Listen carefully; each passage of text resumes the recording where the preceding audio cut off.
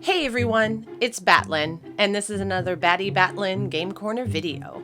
For this video, I thought I'd give you guys a little tour of my Disney Dreamlight Valley village and show you guys every little corner that I've fixed up and edited myself.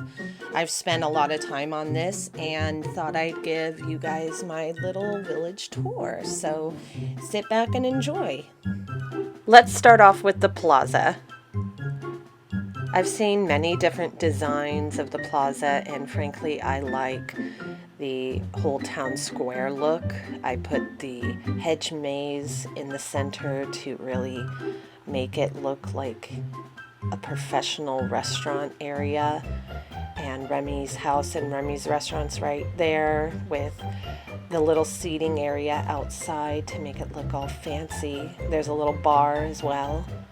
I also added a little hedge walkway to make it look a little more professional and fancy, and it'll lead you to this overhang and seating area that I worked really hard to get. Along with Kristoff's shack over there, we have the fountain and large hedge, and it's right outside Scrooge's shop. I tried to make it as fancy as possible. And of course, on the other side of the plaza, I made a little neighborhood. And you can see I definitely added a lot of detail to this, adding hedges, added grass, and right outside my house you can see a little seating area. And I absolutely love those trees. And right outside my house is Goofy, Minnie, and Mickey's house.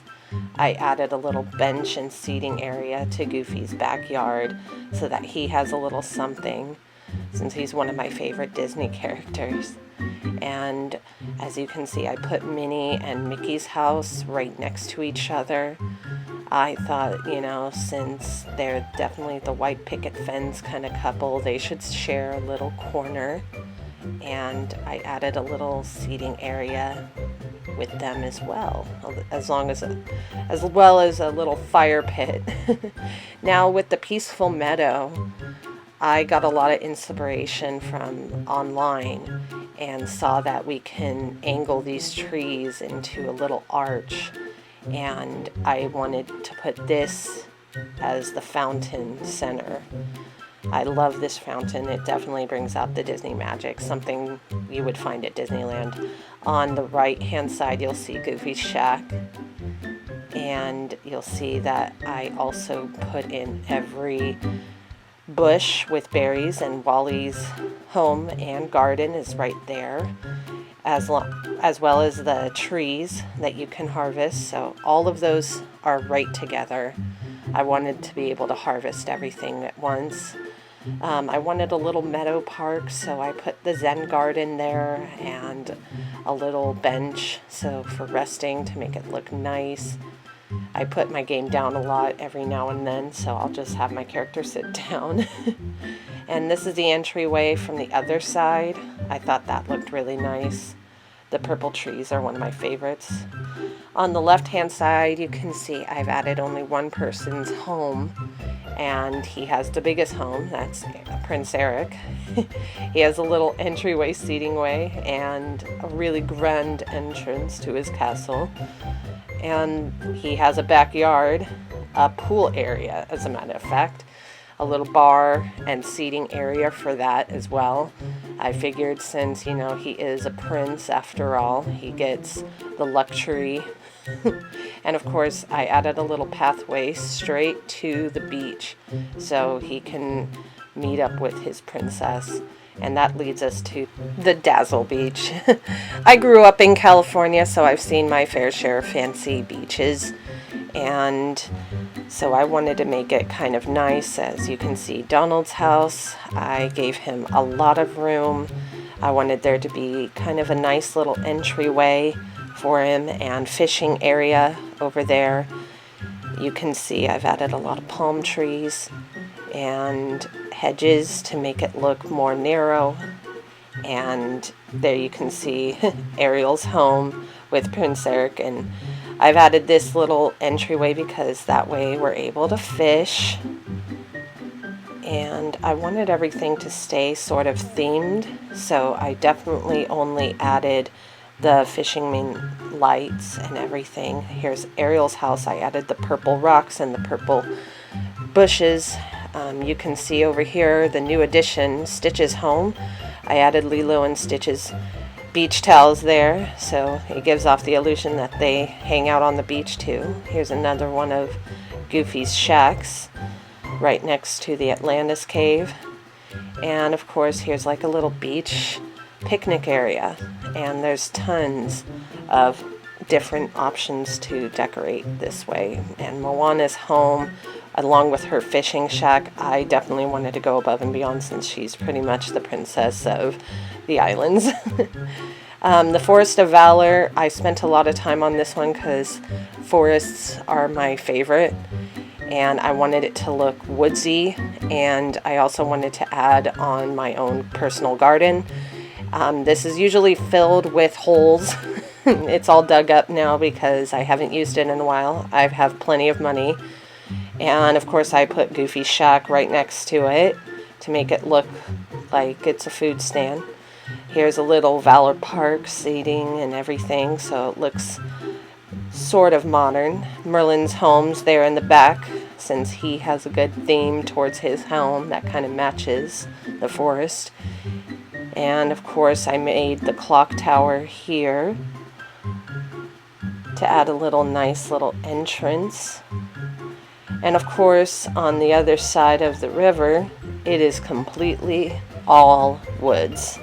I wanted as many trees as I possibly could put on there to make it look realistic, and there's a little seating area next to the waterfall so that people can rest, because of course there is a campsite that I added, and of course that's Buzz's trailer and Woody's little carousel. I thought it kind of matched the woodsy theme, making it look creepy at the same time nice. At Frosted Heights, this was definitely the Elsa and Anna theme in my opinion. I know they were originally in the Forest of Valor, but I put the Snowman family display and their sled in there. There's another Goofy shack. I added a little flower garden to make it more white and nice. I absolutely love the blue trees that come with this. I think purple went well with the theme, especially with Elsa and Anna, and this is their castle. I think, of course, adding a snowman outside is appropriate. And as for this area, I really, really love Lion King theme. There's a little watering hole, and I'm hoping to get more items from the entire Lion King movie. And there's a little waterfall in Goofy's shack. I want to add more to this, but for right now, I'm going to make it look like the Lion King's world.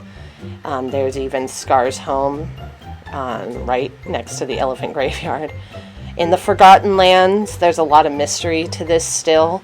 And the Pumpkin's mysterious home, I added a little garden with the pumpkin scarecrow and the cauldron. I think I'm going to love this area the most, considering I love this theme. And so I definitely decked the pumpkin home all out, and of course added a little theme to the fountain as well. There's Goofy shack again. We have a lot of Goofy shacks in every valley. And so yeah, I left a lot of openings for this, except for one area. I made a little graveyard. I know it's not very Disney themed, but they gave us a cemetery items. So in the Glade of Trust, I definitely wanted to put in more of Tiana's theme, the Princess and the Frog. I am actually waiting for Princess and the Frog themes because I see her stuff going all here. I want more green furniture. I want more swamp-like items. I want maybe a possible restaurant to hide up in here to make it beautiful entryway and everything. So there's Mother Gothel's home. I love this area, but I want there to be more options to do, so I've left it kind of open. I'm kind of hoping for more characters, and I'll wait for the full release, of course. And there's the waterfall. It's beautiful. Well, thank you so much again, guys, for watching another one of my videos. Again, I'm kind of new at this whole YouTube thing, so I really hope you enjoyed. Go ahead and leave a comment on what your thoughts of my village were. If you have any advice or comments to say, I'd really love to hear from you guys. So please subscribe if you'd like to see more. I plan on uploading a lot more. I will be doing a house tour very shortly and upload that before the week is done. Have a wonderful day, you guys. Bye.